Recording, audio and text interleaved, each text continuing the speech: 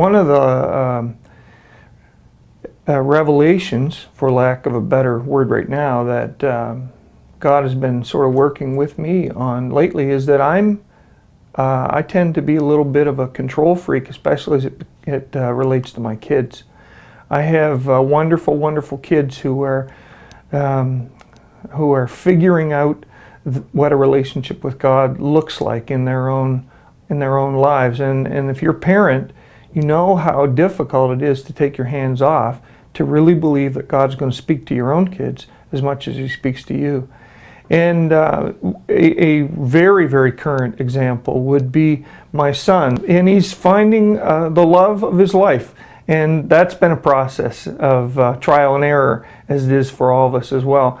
And recently, he found a new girlfriend, and as a parent, the typical things kick in. I need to express my concerns about the girl that he's chosen.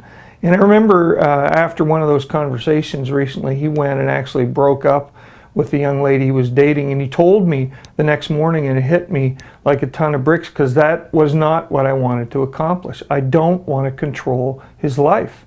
I want him to hear God's voice for himself, not to hear my voice as God's voice. And truthfully, I'm not willing to take that responsibility. I don't want to pick his wife for him. I don't want to pick his vocation for him. I want him to listen to God, and I want him to discover all that himself. So the revelation was, I need to let go. I need to let God. I need to allow room for God to speak to my loved ones as well.